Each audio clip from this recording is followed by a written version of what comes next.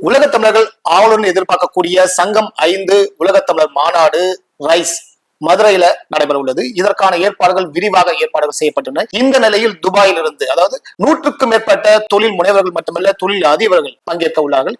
இது குறித்து பேசுவதற்காக யுஏஇனுடைய துபாய் ரைஸ் பிரசிடென்ட் வலசை ஃபைசல் அவர்கள் நம்முடன் இருக்கிறார். அவரிடம் கேட்போம்.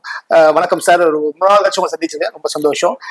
எப்படி மாநாடுக்கான வேலைகள் போயிட்டு இருக்கு, என்னென்ன விஷயங்களை முன்னெடுத்துக்க வரீங்க, கடந்த மாநாட்டுக்கும் இந்த மாநாட்டுக்கும் என்னென்ன விஷயங்களை முன்னெடுக்க போறீங்க? தி ரைஸ் அப்படிங்கிறது சுபாஷ், இது ஒரு உலகம் முழுவதும் பரவி இருக்கக்கூடிய தமிழர்களை தொழிலதிபர்கள், தொழில் முனைவோர்கள், திறனாளர்கள் இவர்கள் அனைவரையும் ஒருங்கிணைக்கக்கூடிய ஒரு மிகப்பெரிய வேலையை ரைஸ் செஞ்சிட்டு இருக்கு. 2018 ஃபாதர் டாக்டர் ஜெகத் கஸ்பர் அவர்களால் உருவாக்கப்பட்ட இந்த அமைப்பு உலகில் இருக்கக்கூடிய 40க்கும் மேற்பட்ட நாடுகள்ல மிகப்பெரிய ஒரு தொழில் அதிபர்கள், தொழில் திறனாளர்களை ஒருங்கிணைக்கக்கூடிய ஒரு இயக்கமாக இன்னைக்கு மாறி நிற்குது. இன்னைக்கு மதுரையில நடக்கக்கூடிய இந்த மாநாடு அப்படிங்கிறது 16வது உலகத்தமிழ் மாநாடு. இதுக்கு முன்னாடி 15 மாநாடுகள் நடந்திருக்கு. அது மதுரையில, லண்டன்ல, டாவோஸ்ல, மலேசியால, அட்லாண்டிஸ் துபாயில இப்படி 15 மாநாடுகள் நடத்திட்டு 16வது மாநாடு மீண்டும் சங்கம் 5 என்ற அடிப்படையில உலகத்தில் இருக்கக்கூடிய 40க்கும் மேற்பட்ட கண்ட்ரில இருந்து ஒரு 700க்கும் மேற்பட்ட தொழில் அதிபர்கள், தொழில் முனைவோர்கள் அங்க வர்றாங்க. 1500க்கும் மேற்பட்ட தொழில்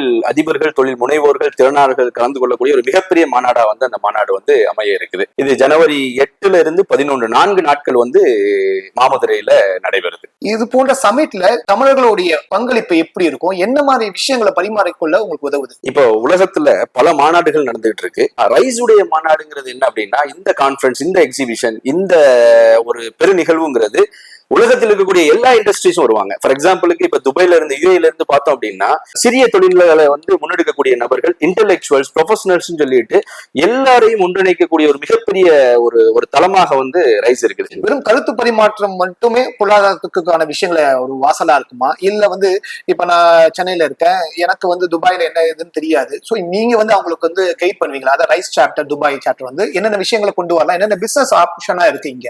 இப்ப இது கருத்துருவாக்கம் செய்யக்கூடிய ஒரு களம் மட்டும் இல்ல, இது பிசினஸ் நடக்கக்கூடிய ஒரு பிசினஸ் சம்மிட். அதுல தமிழையும் தமிழ் சார்ந்தும் பேசப்படும். அங்க தமிழால் முன்னெடுக்கக்கூடிய தொழில் வணிகம் அங்க நடக்கும். இதுல ஸ்லோகனே என்னன்னு பாத்தீங்கன்னா, தொழில் வணிகம் பேரறிவு. 40 கண்ட்ரில இருந்து வர்றாங்க அந்த மாநாட்டுக்கு. அது இந்தியாவில, தமிழ்நாட்டுல, மதுரையில இருக்கவங்க, ராமநாதபுரத்துல இருக்கிறவங்க, திருச்சியில இருக்கவங்க, சென்னையில இருக்க இவங்க எல்லாரும் துபாய்க்கு அவங்களுடைய ப்ராடக்ட லான்ச் பண்ணணும். அவங்க அவங்களுடைய தொழில, ஆமா, அதுக்கான எல்லா வழிமுறைகளையும் நாங்க செய்து கொடுக்கறதுக்கு ரெடியா இருக்கிறோம். உலகம் ஃபுல்லா பரவி இருக்கக்கூடிய தமிழர்களை ஒன்றிணைக்கும் வகையில மிகப்பெரிய ஒரு பொருளாதார ரீதியான ஒரு வங்கியை அமைச்சிட்டீங்கன்னா, உலகம் ஃபுல்லாவே ஈஸியான விஷயங்களை ஒரு இடத்துல உருவாக்கிட்டீங்க. ஒரு தலைமையகத்திலயோ இல்ல இந்தியாவிலயோ இல்ல ஏதாவது உருவாக்கிட்டாங்க, எல்லாருடைய டிரான்சாக்சனும் அதுல வழியா நடக்கும்போது அதோடைய ரீச்சே வரும். அதுக்கான திட்டம் ஏதாவது இருக்கா? கண்டிப்பா சுபாஷ், இது ஒரு நல்ல கேள்வி. என்னன்னா, இதற்கான எல்லா முயற்சிகளும் அங்க நடந்துட்டு இருக்கு.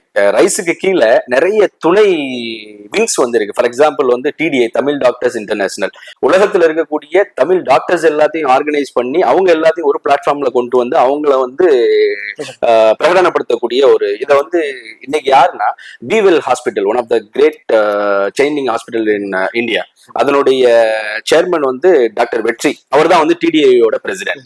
சோ நூற்றுக்கணக்கான டாக்டர்ஸ் என்ன செய்யறாங்கன்னா இந்த ஃபாரத்துல வர்றாங்க. அதே மாதிரி TMI, Tamil millionaire international, GTEF, global Tamil engineers forum, G10, global Tamil angel network, இந்த மாதிரி தமிழர்களுக்காக இங்க இருக்கக்கூடிய பேங்க்ல இருக்கக்கூடிய மிகப்பெரிய ஆளுமைகள் எல்லாம் ஒருங்கிணைத்து ஒரு உலக தமிழ் வங்கியை உருவாக்குவதற்குண்டான ஒரு பிரெயின் ஸ்டார்மிங் செஷன், டிஸ்கஷன், அதுக்கான முன்னெடுப்புகளும் உள்ள நடந்துகிட்டு இருக்கு அப்படிங்கறத எனக்கு சொல்ல முடியும். ஆனா இது எந்த லெவல்ல அடுத்த கட்டத்துக்கு போகுங்கிறத ஃபவுண்டர் தான் சொல்லணும். பட் அதுக்கான இனிஷியேஷன் இஸ் ஹேப்பன்ட். விரைவில் அந்த வங்கி கனவு நிறைவேறும். கண்டிப்பா கண்டிப்பா. தேங்க்யூ.